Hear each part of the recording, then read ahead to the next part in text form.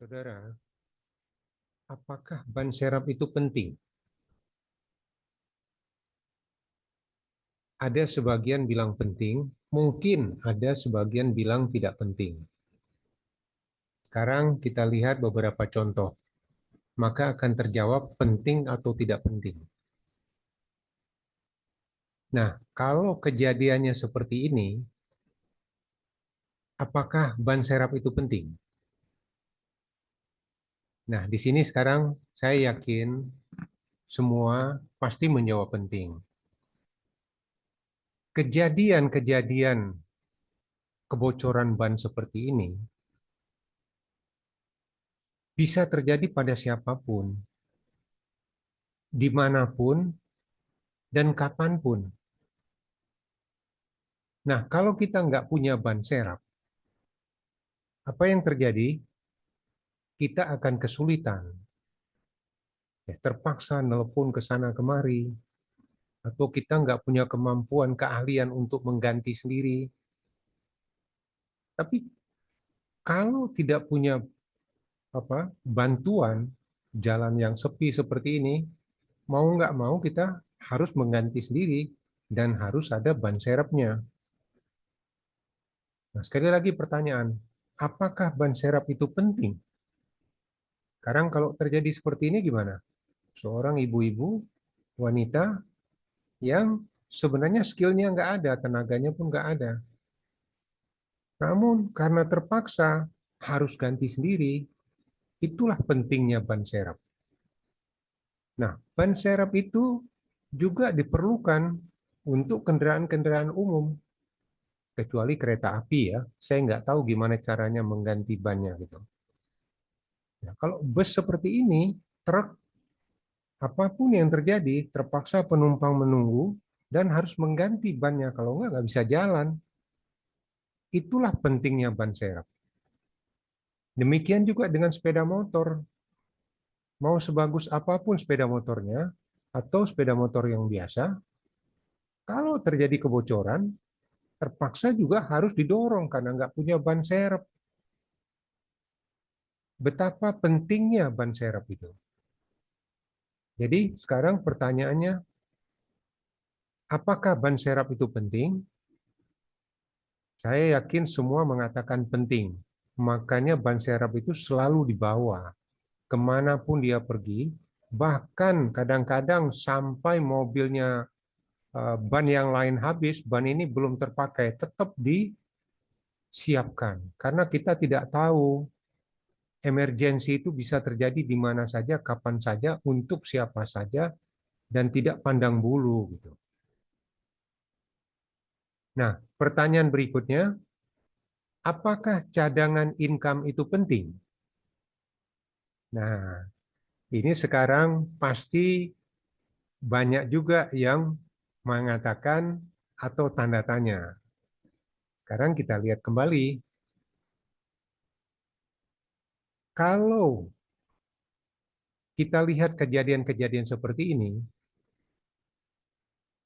apakah mereka yang bekerja di perusahaan-perusahaan multinasional dengan jabatan yang begitu tinggi, berdasi, maupun yang bekerja di pabrik-pabrik dan di tempat-tempat lainnya, semua bisa saja mengalami hal-hal seperti ini. Ya, PHK itu bisa terjadi baik karena gangguan internal maupun gangguan eksternal, baik karena masalah prestasi pribadi kita, mungkin juga prestasi perusahaannya yang terganggu. Jadi ini sama seperti kasus kendaraan tadi, bisa terjadi dimanapun. Nah, persoalannya kalau kita nggak punya ban serepnya dalam hal ini, kalau kita tidak punya cadangan income, tentu akan jadi masalah. Ya. Kita lihat contoh lain, perusahaan. Tadi orang pribadi ya, sekarang kita lihat perusahaan. Anda lihat, Nokia, tentu Anda kenal Nokia. Yang dulu kita banyak menggunakan handphone merek Nokia. Sekarang kita lihat, masih ada nggak Nokia di pasaran? Ada, tapi sudah tidak menguasai pasar lagi seperti dulu. Kenapa? Karena ada persaingan teknologi, ya, persaingan bisnis sehingga membuat mereka kesulitan, ya, bahkan sampai bangkrut. Nah, ini seorang CEO dari Nokia mengatakan mereka tidak melakukan kesalahan apapun, tapi kenapa mereka jadi bangkrut dan perusahaannya jadi tertutup. Demikian juga dengan Bank Suma yang dimiliki oleh Om Lim, pendiri Astra. Siapa yang nggak kenal dengan Om Lim, pendiri Astra ini? Beliau pun mengalami pada tahun 1992, 20 tahun yang lalu, Bank Suma itu dilikuidasi oleh pemerintah karena ada gangguan keuangan internal. Ya, kita lihat contoh lain lagi, Petronas, SPBU, yang beberapa tahun yang lalu kita lihat cukup ramai, cukup ekspansif, ya, berkembang. Sekarang lihat masih ada nggak? Kita lihat juga supermarket Giant yang sekarang sudah tutup, ya, setengah tahun yang lalu sudah tutup. Dan masih banyak perusahaan-perusahaan seperti ini yang mengalami kebangkrutan. Jadi bukan hanya orang pribadi, perusahaan pun mengalami. Ya, oleh sebab itu diperlukanlah sumber income cadangan atau paling enggak punya beberapa sumber income. Ya, itu di sisi tadi kan perorangan, ya, terkait dengan PHK. Yang kedua, contoh perusahaan yang terkena dengan bangkrut. Nah, contoh yang ketiga adalah negara. Ya, sekarang beberapa negara di dunia mengalami kesulitan. Nggak tahu negara bisa dikatakan bangkrut nggak, tapi yang jelas kesulitan ekonomi. Seperti yang dialami oleh negara beberapa sekarang di Bangladesh kalau nggak salah saya, ya, sudah mengalami kesulitan. Lalu beberapa negara di Eropa juga sudah mulai kesulitan. Nah, itu karena apa? Ya karena ini tadi ada krisis moneter kayak kita tahun 98, ya. Kemudian kemarin akibat dari COVID. Nah, ini rangkaian COVID ini sampai dengan hari ini masih efeknya luar biasa. Ya, jadi ini bisa terjadi karena faktor internal dari dalam negerinya sendiri, juga bisa jadi faktor eksternalnya. Seperti COVID ini kan nggak bisa dikendalikan karena ini di luar kemampuan manusia mengendalikannya. Ya, jadi itu demikian juga dengan bencana alam. Bencana alam itu bisa terjadi kapan saja, di mana saja, ya, dia nggak pilih bulu gitu, dan bisa terjadi kapanpun gitu. Nah, sekarang satu lagi contoh akibat dari geopolitik perang Rusia-Ukraina. Ini masyarakat Ukraina, lihat, mereka terpaksa mengungsi, ya, karena terjadinya krisis politik, terjadinya perang antar dua negara.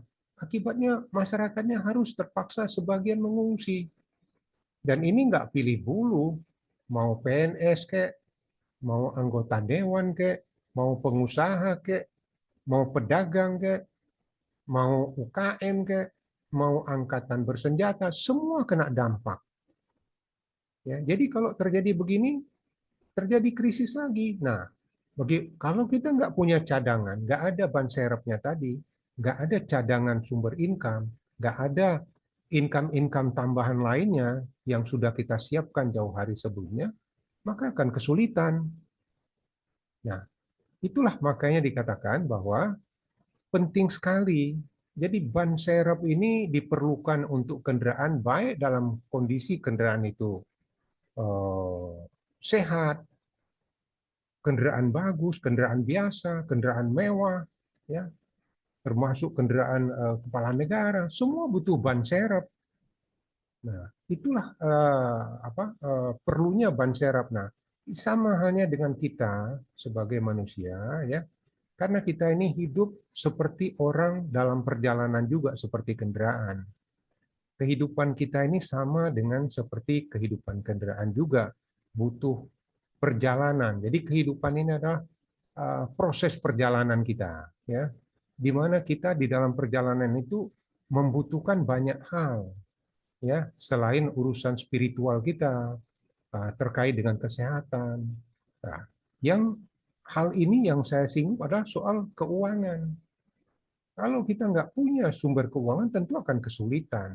Ya, kita juga perlu edukasi, kita juga perlu berkeluarga, kita perlu juga berhubungan sosial, ya. Tapi hal ini yang saya tekankan adalah soal keuangan, yang lain-lainnya nanti bisa diinikan sendiri. Inilah perjalanan hidup kita, di mana setiap waktu kita bergulir, kita memerlukan semua ini. Nah, karena ini topiknya mengenai keuangan, mengenai sumber penghasilan, maka akan kita fokus ke sini saja. Nah, apa yang terjadi kalau kita nggak punya sumber penghasilan yang cukup, ya? Yang terjadi seperti misalnya kayak di Ukraina tadi, ya, tahu-tahu terjadi perang, tahu-tahu terjadi COVID. Jadi kita harus punya sumber penghasilan yang bermacam-macam, bukan hanya dari satu sumber. Walaupun kita sekarang sudah stabil, punya pekerjaan yang terjamin seperti PNS, ya, mungkin punya perusahaan multinasional, itu semua bisa terganggu. Oleh sebab itu, kita sebaiknya mempunyai beberapa sumber penghasilan, ya, dan itu didistribusikan dalam beberapa sektor sehingga lebih stabil kalau terjadi apa-apa. Ya. Nah, itulah makanya dipertanyakan sekarang. Dengan contoh-contoh yang sudah di atas, pertanyaan sekarang, apakah Anda sudah punya cadangan income, cadangan sumber penghasilan? Nah, kita bisa juga berusaha berdagang, berusaha menjadi pengusaha, itu boleh-boleh saja. Tapi alangkah baiknya kalau juga kita mempunyai investasi dan berbisnis di berbagai sektor lainnya. Caranya gimana? Caranya salah satu adalah di pasar modal Indonesia. Kita bisa memanfaatkan perusahaan-perusahaan yang ada di pasar modal itu sebagai cadangan sumber income kita, sebagai bisnis kita, sebagai investasi kita. Karena di pasar modal itu ada lebih daripada 700 perusahaan, baik di sektor perbankan, di sektor komoditas, di sektor barang dan jasa yang lainnya. Dan kita bisa pilih sesuai dengan pengetahuan, modal, keyakinan kita. Kita bisa pilih sehingga kita punya multi income. Nah, ini umpamanya kayak orang Ukraina itu sekarang mereka dalam keadaan krisis karena terjadinya geopolitik. Nah, kalau mereka punya pengetahuan, mereka bisa investasi di pasar modal Indonesia. Mereka nggak harus bekerja di sini, nggak harus tinggal di Indonesia. Demikian juga kita, umpamanya terjadi krisis kayak tahun 1998.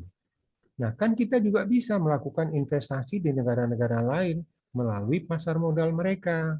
Oleh sebab itu, saya sarankan belajarlah cara-cara berinvestasi di pasar modal sehingga kita punya kesiapan untuk melakukan persiapan untuk melakukan beberapa sumber penghasilan yang lainnya. Nah, jika Anda perlu konsultasi, bimbingan, pelatihan, Anda bisa hubungi nomor saya berikut ini. Demikian sharing yang bisa saya sampaikan. Semoga bermanfaat. Terima kasih.